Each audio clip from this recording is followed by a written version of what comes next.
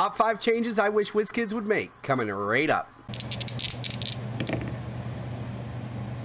Mr. Clicksflix is brought to you by Lucky Dice Cafe out of Huntsville, Alabama, home of the ROC.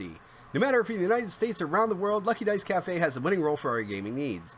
You can visit them at luckydicecafe.com or on their Facebook page using the link found in the description of this video. Mr. Clicksflix is brought to you by trollandtoad.com, one of the largest online gaming retailers. Please visit trollandtoad.com and use the promo code Mr. Clicksflix for 5% off your Heroclix purchase today. Alright guys, so like I said in the intro, today we are talking about the top 5 changes I wish Wizkids would make to the game of Heroclix. These aren't necessarily game mechanics or anything like that, they're just changes I wish they'd do in general. So the first thing I wish they'd do is decrease the booster price. $13 for a booster is ridiculous. It's very expensive, and then you get like with the super boosters like Avengers Infinity, where you know, it was $16 a booster. That's a ton. Now, if it really does cost them that much to do each individual figure, then I would say let's go back to 4 boosters per pack or even 3 boosters per pack, just to decrease the price of a booster. It's really hard to justify that. I think if you could get down to $8 or possibly $9 per booster, a lot more people would buy.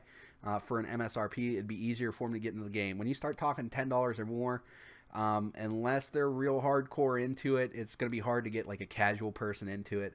And I think that that's one of the things that's holding the game back from being bigger is the MSRP on boosters.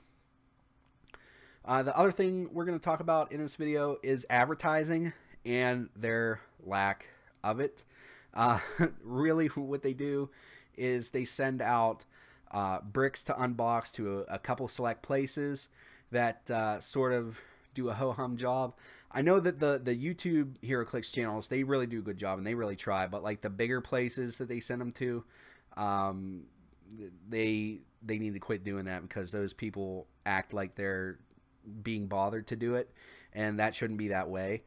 And also, every time I open up a comic book, there should be a advertisement for Heroclix, and there never is. Alex Ross himself and his company can afford to advertise in a comic book, but Wizkids can't. I find that hard to believe. You know, like I don't pretend that they're gonna, you know, have radio or TV commercials or something like that, but they need to do a better job with that, with their online advertising and stuff like that. Just basically having myself and a few other YouTube channels being your main marketing isn't a good way to go. I think that's one of the big things that holds them back. I want to see them flourish, and that's why we're doing this video right now, and I think that's a big way that they could really help their own company, and it's a change I'd like to see them make. The other thing that I'd like to really see them change is a official online game. This would be just really cool. They tried it before with Heroclix Online, and it was a dud. I played it when it first came up, and it was just filled with glitches. There were games won and lost because the game like timed out, or not. I don't even know what it did, but it would glitch, and it would just auto decide if somebody won or lost. The points didn't matter or anything, and it was a nightmare. They abandoned it, thankfully. We are using Roll20 right now with ROC stuff, which is cool, but it is not officially anything to do with Heroclix. I'd like to see them have their own platform that's very similar. It doesn't have to be fully animated like the Heroclix Online experience was. Even if it's just something that's like Roll20, that'd be awesome. With officially cut out figures and stuff like that, like really nice computer images rather than basically whatever you can find that we use now. A cool thing to be able to do with it would be, and I don't know how hard it would be, so this might be, you know, a little too much, but would be to have on each individual card for a character that you get, to have an online code where you put that in on your online account, and then you get that figure online so that you can play there.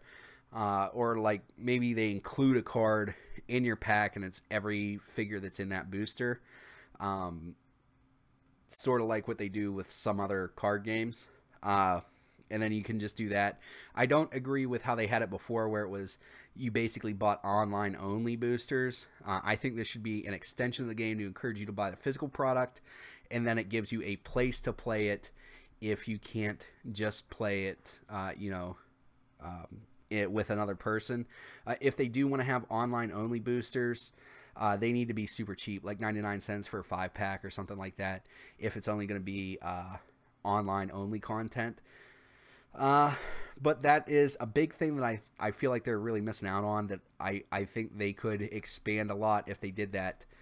I know Magic does it, and they find their own way to mess it up a little bit, but I think if done right, it could definitely be a asset to them as a whole. Next thing we're going to talk about is better figure replacement. Right now, like if I get a broken common, uncommon, even a rare in a booster, I'm generally not upset. Super rares should be replaced, and it should be replaced with that figure. Not all super rares are built equally. I know WizKids isn't responsible for the secondary market, but to be basically tone deaf to the secondary market is unacceptable. If I pulled, let's say, Goblin King when he first came out in the What If series, and then you sent me, I don't know, what was the worst super rare in that set?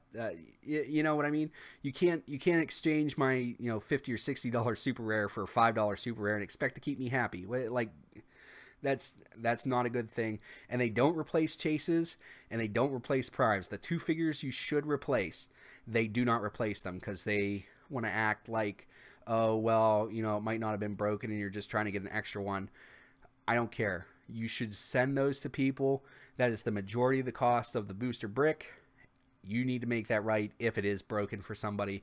It doesn't matter to you what the secondary market value is, so make it right. That's unacceptable. You guys should replace super rares, primes, and chases, definitely, and it should be like for like. None of this, oh well, we'll give you whatever we have. That's unacceptable. And the last thing is ability to win money in a tournament circuit. ROC had this a while ago, and it's very cool, and it seemed to help.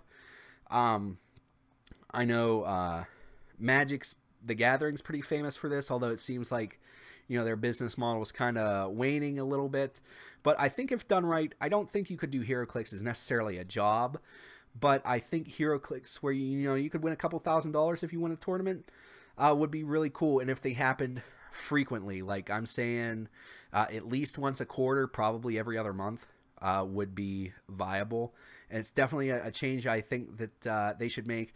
Now I know they have NECA is their parent company, and they tend to siphon off a lot of WizKids money to make it so that their business model for their action figures and stuff like that with NECA as a whole are more manageable. But if they were able to keep some of the WizKids money at WizKids, they should definitely do a paid money tournament circuit. So you guys let me know changes you'd like to see WizKids make in the comments below. Would really like to get a conversation going about that. If you enjoyed this video, make sure to give it a thumbs up, give it a share. It really helps keep me motivated to make these videos. That's all I have for you today. As always, please remember that it's only critical miss if you don't have probability control.